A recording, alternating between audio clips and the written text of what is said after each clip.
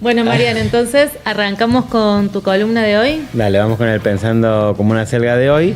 Que es los pibes, el rock y la derecha. Sí, como siempre la idea es un poco tener excusa de algunos temas para pensar, problematizar, preguntarnos cosas. O sea, obviamente no vamos a cerrar temas tan grosos como la juventud y también lo vamos a hacer con el resguardo obvio de, bueno, a mi edad no voy a hablar sobre la juventud con una firmeza contundente, sino más con hipótesis y con espíritu de diálogo, digamos. Bien. Así que bueno, arrancamos. Para eso primero voy a hacer algunas aclaraciones y después voy a decir 4 cositas que tienen que ver con algunos elementos fundamentales para abordar el tema. Y después despedirnos, como siempre, con un tema final que está muy influenciado por vos, por cierto. Así que, bueno, un poco el tema tiene que ver con que es algo que se está discutiendo en los últimos tiempos. Un poco, bueno, por lo de Cordera en su momento, su vuelta a cierta masividad y llegada. Estuvo los videos de la estación de servicio, después estuvo el triple femicidio. Bueno, como que está habiendo elementos de la realidad y también una reacción social muy positiva. Sobre todo de feminismos, bueno, poniendo el tema otra vez en agenda y pensando un poco la cuestión de las masculinidades, que es lo que va a estar sobrevolando esta columna y también como muchas discusiones que tenemos también entre nosotros de, bueno, la importancia de que hombres por lo menos digan cosas, piensen, lo hagan explícito. Entonces, bueno, vamos a hacer un mínimo intento de pensar algunas cositas en voz alta. Bien. Así que primero vamos a hablar de la derecha y el machismo en Argentina hoy. Después vamos a hablar un poquito del rock en este contexto, para después ir a las masculinidades en el rock y terminar pensando un poco, bueno, qué onda, qué podemos pensar, hipotetizar y demás con las juventudes del rock y la derecha.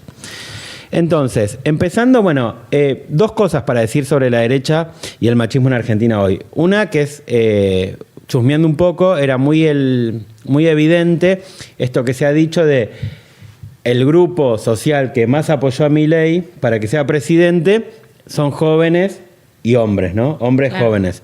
Entonces, hay estadísticas que dicen, por ejemplo, bueno, el sector de 16 a 29 años, menos de 30, que Milei en la segunda vuelta Massa le ganó por más de 7 puntos en el segmento hombres.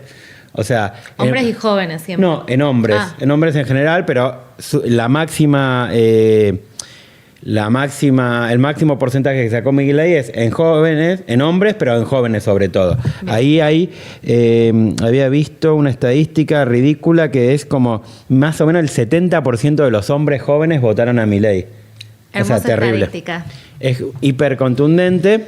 Entonces, bueno, Milei había sacado 51, bueno, un poquito más de 50 para ganar, y el 70% de los jóvenes hombres votaron a Milei en la segunda vuelta. Entonces, bueno, ahí hay un problema para pensar, ¿no? Y después también pensando en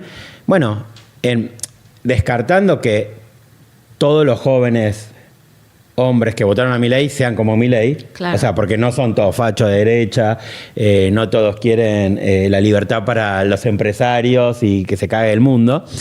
Hay una complejidad ahí, no es una fiel representación, pero hay una ligazón de qué valores expresaba Milei, qué formas y qué contenidos expresa Milei y cómo eso ha seducido a hombres, ¿no? Habla a hombres jóvenes, porque incluso parece que hombres más grandes terminaron votando más a Massa, ¿no? También medio conserva, pero bueno, un poco más rescatado, digamos, no facho. Bien.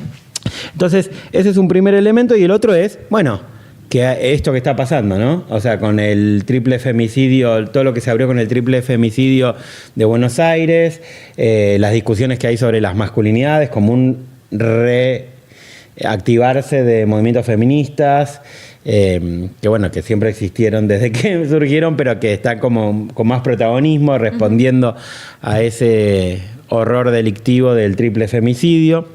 Entonces, bueno, ahí hay una cuestión que interpela a los hombres y es, bueno, frente a esa juventud masculina, ¿qué tipo de masculinidades estamos hablando? ¿Qué tipo de masculinidades podemos aportar o discutir o construir? Entonces, primer elemento, eso, ¿no? Bien. Hay ahí unos jóvenes muy interpelados por el machismo y hay que ver qué pasa en estos momentos donde también hay un feminismo que busca interpelar a las masculinidades y cómo los jóvenes pueden o no despegarse de esos horrores machistas, patriarcales y demás. Entonces, eso es lo primero, ¿no? Lo segundo, lo de bueno, en el rock, ¿qué pasa eso en el rock? Y ahí está Cordera como un ejemplo, como una punta del iceberg, ¿no?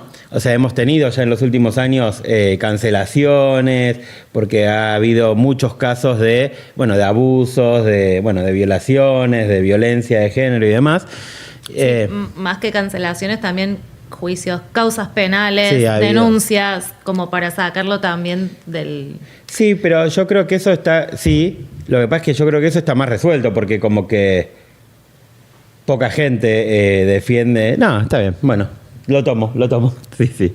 O sea, no quiero decir nada, pero justo Sí. antes de venir vi un pequeño extracto de una entrevista a Cordera nueva, porque Sí. van a hacer un De documental Barrera. sobre Barreda. Sí.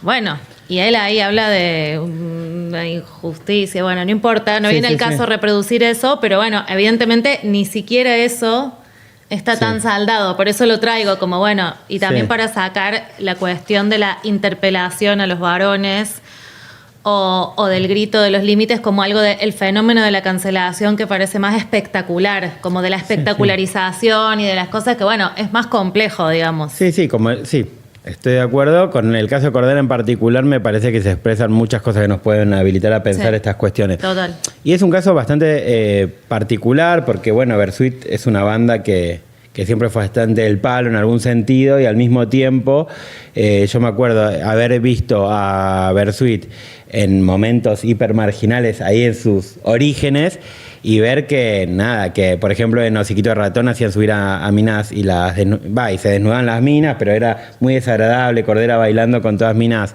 mostrando las tetas. Entonces, bueno, ahí había una situación bastante de incomodidad que a mí me generaba, que es lo mismo que me pasa, no sé, cuando fui a ver a Molotov varias veces y cantaban puto. Bueno, hay como... Había cosas que quizás sin poder entenderlas completamente o sin poder, llegar a la profundidad de algunas situaciones, sí había ciertas incomodidades. Claro. Y hay algo loco porque pensando en el rock y en el contexto, Cordera dice, no entiendo por qué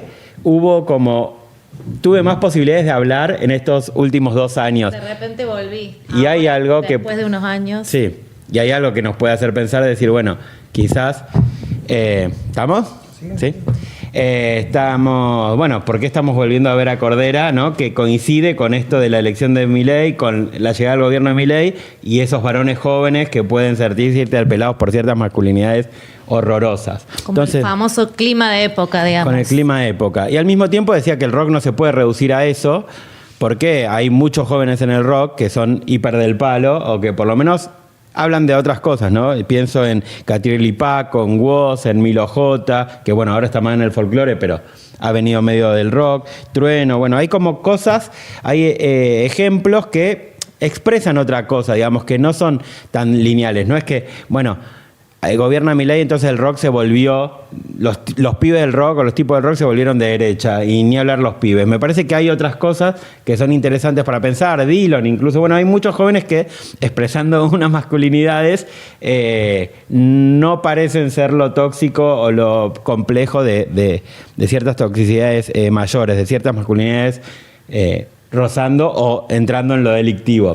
Claro, a priori parecieran expresar otro tipo de masculinidad, otro tipo de construcción, otro tipo de vínculo con su ser varones y con su ser en el mundo, digamos, en este caso a partir de su masculinidad, pero... Sí, y lo tercero que quería decir que es que esto no es una novedad completamente, sino que esto siempre existió en el rock. Pienso en qué tipo de masculinidades y de hombres expresaban diferentes artistas. Por ejemplo, alguien que te gusta mucho, que el otro día lo charlamos, Charlie, ¿no? Que se definía como el primer lesbiano. O sea, obviamente él también tuvo cosas bastante complejas, pero era una masculinidad que, bueno... Sí, no era Papo. Bueno, justamente Papo es como un contrapunto, ¿no? Por eso decía que ellos ablandaban la milanesa. O sea, Papo era otro tipo de masculinidad, bastante como estereotipo. O tenemos Iorio más cerca de Papo en algún sentido. O tenemos Spinetta también como una masculinidad más blanda. Bueno, y ahí tenemos un montón de casos. A vos que tanto te gusta, por ejemplo, Luca, ¿no? ¿Qué tipo de masculinidad hablaba Luca? Que tenemos ese videíto hermoso donde la gente cantaba puto, no sé qué, y él dice, che, ¿cuál es el problema? Sí. O sea... El hombre definitivo. Entonces, bueno, ahí como desde siempre hubo en el rock, así como en otros casos hablamos, como disputas de qué tipo de masculinidades se se generaban, se estimulaban, se construían, se expandían, se difundían. Entonces, hay como diferentes cosas que hoy creo que están en juego y que las masculinidades actuales en el rock, o sea, los chabones del rock hoy también expresan diferentes cosas. Y yo creo que hay un elemento también importante que es que con todo lo que fue el estallido del movimiento feminista en el 2015, 2018, 2020, como para poner algunos ejemplos, obviamente teniendo en cuenta todo lo que fueron los encuentros nacionales de mujeres de hace más de 30 años, creo que hay también un cambio con la expansión del feminismo atravesando la sociedad. Por ejemplo, no sé, Ciro, de Los Piojos, creo que ha tenido, si bien él nunca tuvo expresiones hipermachistas, patriarcales en escenario, creo que ha mejorado algunas cosas, como ejemplo también, ¿no? Como síntesis, no lo digo para pensar en él. Pero no sé, tiene una bajista mujer ahora, ha tenido mucho de su paternidad, por ejemplo, ha involucrado mucho a sus hijas en sus espectáculos. Como que hay una cosa que quizás era difícil pensarla antes, de tantas cosas, no sé, desde como hablaba Juani, que bueno, ahora vuelve, pero en su primera columna que había planteado hace muchos programas, lo de, bueno, las maternidades, las paternidades en el rock, bueno, como que hay otra cosa, hay ciertos espacios, ciertos márgenes más interesantes en el rock, incluso en los viejos, que han ido transformando, también para pensar que las masculinidades no son estáticas. No es que, bueno, este chabón expresa una masculinidad horrible, una masculinidad más del palo y listo. Hay como dinámicas, va cambiando, vamos cambiando por nuestras relaciones, por los contextos y demás. Entonces, bueno. Bueno, los Gardel, ¿no? Como algo... Los Gardel como el también. contraejemplo casi de otra relación, no solo con la masculinidad, sino con todo, con las putas, con el feminismo, con un amplio abanico de causas, desde siempre, digamos, no desde ahora, sino como históricamente. Sí, entonces, bueno, ya para ir terminando, pensaba entonces, bueno, ¿qué se puede proponer, qué se puede hacer, qué podemos activar en este contexto, ¿no? Donde hay unas masculinidades horribles, tradicionales, que están volviendo de alguna forma recreándose en la juventud, como ejemplo el gobierno de Milei y lo que propone a los pibes, tipo la fuerza del cielo, todos esos horrores, pero que también están en el rock y también las disputas del rock como ofreciendo otras cosas, ¿no? Entonces pensaba un par de cosas. Pensaba que por un lado hay una idea de Marilina que dijo en su momento que el rock de los hombres ha muerto. Y yo creo que sí, no. Creo que no murió. Y también en todo caso hay que pensar qué hombres, ¿no? Claro. Pensar las masculinidades y sí pensar, me hacía pensar mucho en la importancia de algo que había dicho en una columna en un programa de radio hace un tiempo, creo en el 2019, por ahí, antes de la pandemia, donde hablamos de los problemas de género y hablamos citando o recitando en realidad a Lucho Fabri, que es una referencia bastante importante a la hora de pensar masculinidades, que él hablaba de la importancia de desmasculinizar ámbitos de la militancia política, del campo popular, y yo pensaba que, bueno, también desmasculinizar el rock es una forma de salvarlo. Total. O sea que quizás le discutiría a Marilina si el rock de los hombres ha muerto, pero sí el rock de los hombres como el único posible. Como en todo caso yo diría, bueno, qué bueno sería seguir avanzando, como para mí está avanzando, como hemos hablado en muchos programas acá, un rock que no sea solo de hombres, que haya diversidad de género, diversidad de géneros musicales también, no solo sexogenéricos. Y pensar también la importancia de, bueno, de desmasculinizar el rock y también, en todo caso, de reflexionar sobre qué tipo de masculinidades pueden vivir en el rock y son más sanas para que el rock siga vivo y siga enriqueciendo y siga conmoviendo de una forma positiva, no solo a sectores de hombres que buscan mantener sus privilegios, sino también, bueno, hombres que busquen pensar algunas cosas para construir una sociedad mejor, un ámbito mejor del rock, sobre todo por esto que decimos mucho de que el rock es un espacio de identidad, ¿no? Es un fenómeno cultural complejo. Entonces, bueno, ¿qué identidad podemos aportar desde masculinidades? Que reflexionemos, que nos cuestionemos, que hagamos algo frente a los privilegios y sobre algunas situaciones que, que rozan y son parte de lo delictivo, como, bueno, violaciones y demás, ¿no? Sí. O sea, desde la frase esa de Cordera, de hay algunas mujeres que necesitan ser violadas, hasta pensar, bueno, un rock donde todos podamos ser parte de una forma cuidada, sana y demás, bueno, ahí hay un desafío importante que me parece que es bueno, que es relevante que lo pongamos en agenda, que intentemos actuar en consecuencia, coherentemente en el cotidiano. Total, que por ahí lo de la desmasculinización no tiene que ver con que no haya varones, que es algo que se piensa siempre como de una manera muy simplista, ¿no? Como, entonces no quieren que haya varones. No, la desmasculinización tiene que ver con esto que vos decís, pensar en un tipo de masculinidad que no da, y también el masculinismo es como una cultura, por eso hablamos de cultura de la violación, de cultura cuando hablamos de espacios más vivibles, de identidades más convocantes, más amables, más amenas, más parecidas al mundo que queremos. Bueno, a eso se refiere. Quizás para mí en ese sentido también iba la frase de Marilina, ¿no? El rock de hombres, como si va a haber solo varones o qué tipo de expresiones de género, sino qué tipo de cultura, qué tipo de prácticas, qué tipo de horizontes, qué tipo de prácticas vedadas y de prácticas habilitadas va a haber ahí, que empiece a haber otra cosa. Yo creo que en eso sí, ojalá pechemos lo suficiente para que sea,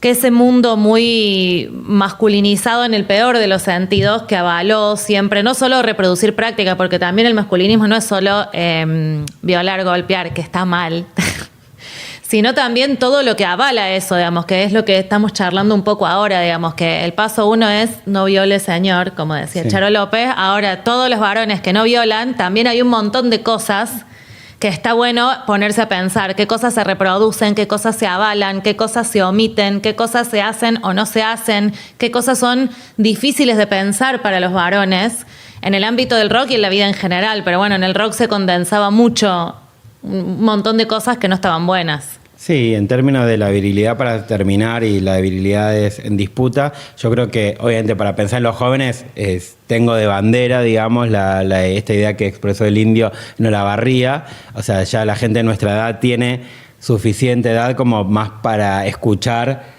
que para bajarle línea a los pibes, pero sí me parece, porque en los pibes hay más nervios de futuro y de presente que lo que podemos dar gente de nuestra edad, pero al mismo tiempo creo que tampoco es dejarlo así a la marchante, y creo que hay cosas que uno sin bajar línea puede tener como criterio y compartir, ¿no? Porque también tiene su experiencia, y creo que tampoco es que los jóvenes de por sí, en este contexto, les pinte unas virilidades piolas, sino que también me parece que algunas hipótesis o algunos diálogos podemos entablar, y creo que es responsabilidad de nosotros, de los chabones, de intentar generar esos ámbitos y esos espacios y esas acciones de discusión de ciertas virilidades, sabiendo que a los jóvenes hay que escucharlos más que bajarle línea.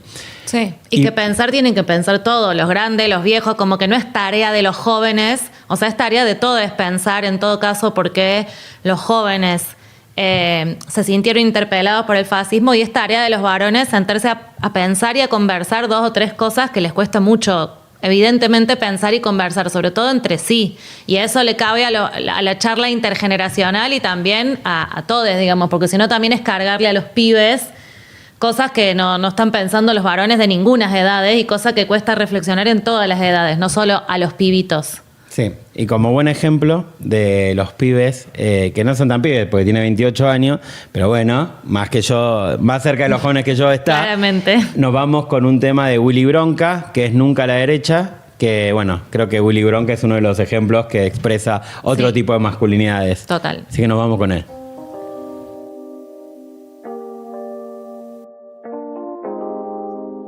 Esto es muy simple, compa. Dice así. Sé que no viviste todo eso del 2001, pa' con la derecha no te alcanza ni pa'l desayuno.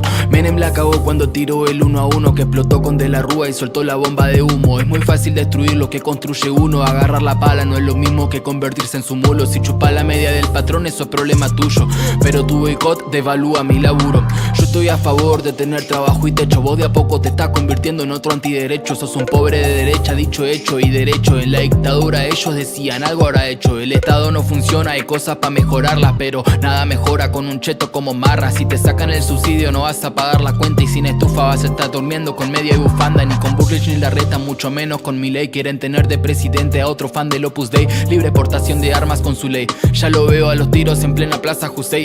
Ey, yo ya vi cómo Brasil sufrió con Bolsonaro, porque a los racistas les encanta ese tipo de estado. Más de un nazi sonrió este domingo votando un Donald Trump argentino con interés del mercado. Te prometen libertad mientras la van sacando, son leja de un militar y un cheto fan de Caballo. Después se van a quejar porque su tumba cavaron. Libertad para empresarios, pero no te lo aclararon. Están en contra de todos los que a vos te beneficia. Con terrible propaganda de a poco te desquician. Tienen plata porque el genocidio los auspicia y vos vas comprando lo que ves en las noticias. Sé que entendés bien mi letra si sos un artista, porque nunca nos fue bien con ningún economista. Cultura tiene por lo menos ministerio, pero no hay misterio que lo va a cerrar si gana su lista. Solo basta con mirarse un par de entrevistas para entender que este ser es de los que nos perjudican. Se adjudican soluciones con promesas e ilusiones que el día en que asumen ni se cumplen ni se aplican. Ey. Me sorprende ver lo fácil que se olvida todo lo que tuvo que pasar en Argentina pa' que vos puedas tener tierra, techo y comida. Después de tanto viene un gil de mierda y te lo quita. Desde el 77 que tu plata le sirve a los bancos. Saber un poco de historia sé que sirve cada tanto. Los gobiernos van y vienen siempre cada 4 años. Y después de tanto tiempo seguimos sufriendo en vano.